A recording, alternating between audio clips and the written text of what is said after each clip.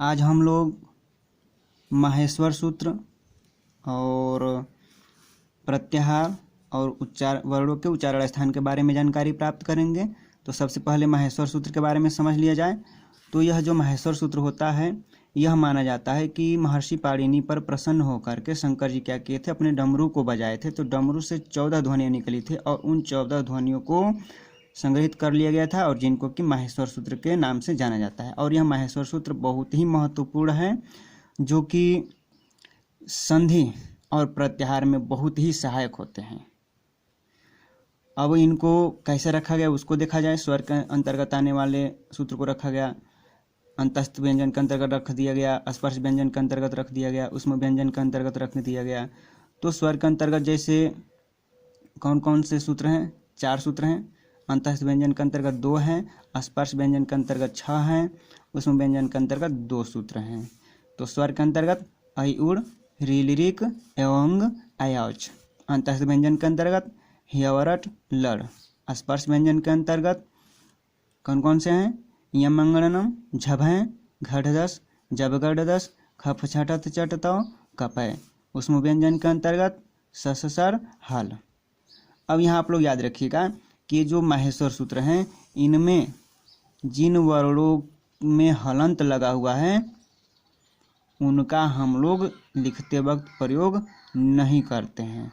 जैसे प्रत्याहार में ही पूछ दिया जाएगा तो वहाँ हम लोग इनका लिखित का हम लोग प्रयोग नहीं करेंगे, वो मैं प्रत्याहार में बाद में बताऊंगा।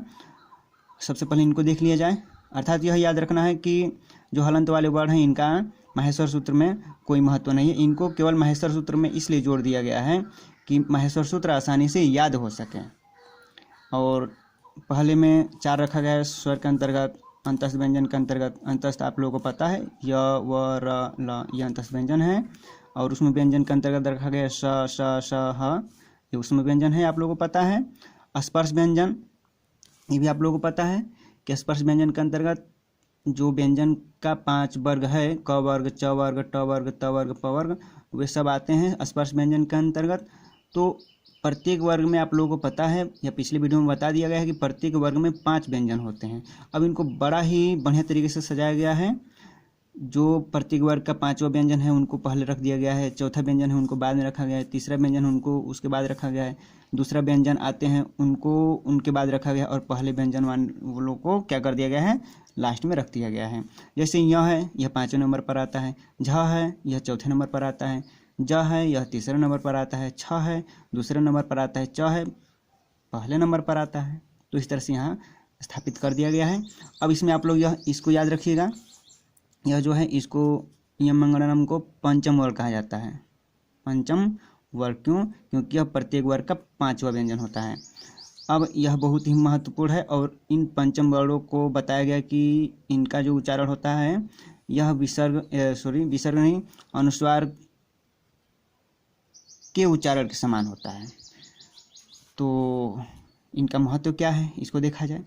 जैसे मान लीजिए कह दिया जाएगा, ये तो बता दिया गया कि 5 जो व्यंजन हैं इनका उच्चारण म के समान होगा या अनुस्वार के समान होगा।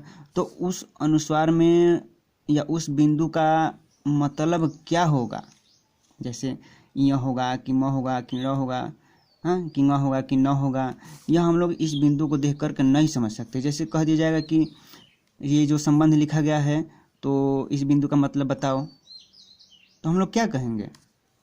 म कहें कि य कहें कि र कहें कि न कहें, नहीं समझ में आएगा। तो इसके लिए एक तरीका है, इसमें आप लोग याद रखिएगा कि जिस व्यंजन के ऊपर बिंदु होगा, जिस व्यंजन के ऊपर बिंदु होगा उस व्यंजन के बाद वाले व्यंजन को देखेंगे और उस वर्ग के 5वें व्यंजन को देखेंगे और वही 5वां व्यंजन क्या होगा, यह बिंदु होगा। जैसे स के ऊपर बिंदु है, स के बाद में क्या है, ब है, तो ब किस वर्ग में आता है, प वर्ग में आता है, प वर्ग में आता है। तो प वर्ग का 5वां व्यंजन क्या होता है, म होता है। तो स के ऊपर जो बिंदु है उसका मतलब क्या हो जाएगा, आधा म हो जाएगा। अब ब के ऊपर बिंदु है तो ध को हम लोग देखेंगे, हाँ, तो ध किस वर्ग का है, त वर्ग का है। तो त वर्ग के 5वें नंबर पर व्यंजन क्या होता है, न होता है। तो यह क्या हो जाएगा, आधा न हो जाएगा। तो इस तरह से यह संबंध, तो इस बिंदु का मतलब म आ गया और इस बिंदु का मतलब न आ गया। तो कैसे आया ये आप लोग को पता चल गया। जिस व्यंजन के ऊपर अनुस्वार होगा उसके अगले वाले व्यंजन को देखेंगे और उसके 5वें नंबर का व्यंजन हम लोग मान लेंगे। हाँ, इस तरह से ये आप लोग याद रखिएगा और यह त्रुटि नहीं होगी और आप लोग बता सकते हैं। अब हम लोग देखेंगे प्रत्याहार के बारे में जानकारी। तो प्रत्याहार क्या होता है, तो इसमें आप लोग याद रखिएगा कि जिनकी सहायता से कम शब्दों में अधिकतम बात कही जा सके उन्हें प्रत्याहार कहते हैं और इन्हें माहेश्वर सूत्र की सहायता से बनाते हैं। जैसे माहेश्वर सूत्र जो है उसके पहले वर्ड को लिया जाता है और उसके बाद कोई भी हलंत वाले वर्ड को ले लिया जाता है और उन दो वर्डों से जो मिलकर शब्द बनता है वही क्या कहलाता है, प्रत्याहार कहलाता है। जैसे अयुड़, रीलरिक एवं आयोच है, तो इसमें से हम लोग क्या करें, अ को ले लें और अंत में क्या है च, या ङ को भी ले सकते हैं या क को भी ले सकते हैं या ड़ को भी ले सकते हैं, लेकिन यहाँ पर हम लोग च को लेकर देख लें तो ये क्या बन गया अ और यह अंतिम वाला क्या बन गया च, तो ये अच बन गया। तो यह अच क्या है, एक प्रत्याहार है, अच एक प्रत्याहार है। और कह दिया जाएगा कि अच लिख करके और कह दिया जाएगा कि इसके अंतर्गत आने वाले वर्णों को आप लोग बताइए। तो हम लोग क्या कह देंगे, अ से लेकर और च के बीच में देखेंगे कौन कौन से वर्ण है, किनको, इनमें से हलंत वालों को छोड़कर, ये आप लोग याद रखिएगा। तो क्या आएगा, अ आएगा, ई आएगा, उ आएगा, री आएगा, लिरी आएगा, ए ओ आए आओ आएगा। तो ये सब वर्ण इसके अंतर्गत आएंगे। अब इसके बाद देख लिया जाए, जैसे कह दिया जाएगा कि जैसे कह दिया जाए कि अक प्रत्याहार के अंतर्गत अ और क, तो हम लोग क्या बताएंगे, अ ई उ री लिरी आ जाएगा।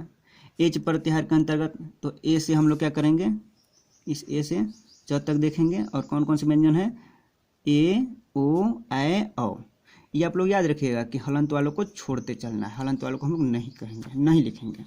तो ये रहा आप लोगों का प्रत्याहार, जो कि माहेश्वर सूत्र के पहले वर्ड को और हलंत वाले वर्ड को लिखते हैं और वह जो लिखा हुआ शब्द होता है वही शब्द क्या कहलाता है, प्रत्याहार कहलाता है। और उनके बीच कौन कौन से वर्ड है, इसका चुनाव हम लोग माहेश्वर सूत्र के अनुसार कर लेते हैं।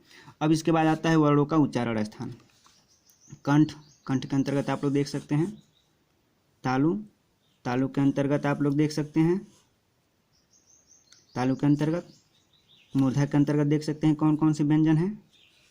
फिर इसके बाद ओष्ठ के अंतर्गत, दंत के अंतर्गत, नासिका के अंतर्गत, कंठ तालु के अंतर्गत, कंठ ओष्ठ के अंतर्गत, दंत ओष्ठ के अंतर्गत आप लोग देख सकते हैं कि कौन कौन से वर्ण हैं जिनका उच्चारण किसके सहारे हम लोग कर रहे हैं, किन अंगों के सहारे हम लोग कर रहे हैं।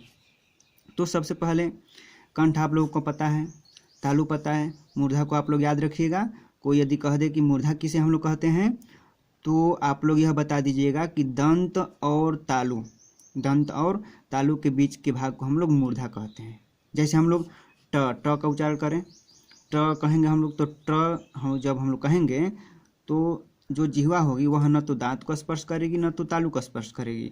किसको स्पर्श करेगी, दांत और तालु के बीच के भाग को स्पर्श करेगी और वही बीच का भाग क्या कहलाएगा, मूर्धा कहलाएगा। दंत भी पता है आप लोगों को, ओष्ठ भी पता है आप लोगों को, और इसके बाद कंठ भी पता है, नासिका भी पता है। हाँ, तो ये आप लोग मूर्धा आप लोग याद रखिएगा कि दंत और तालु के बीच के भाग को हम लोग मूर्धा कहते हैं। और ये शब्दों का, इन वर्णों का आप लोग देखिएगा कि किसके अंतर्गत कौन कौन से वर्ण आते हैं।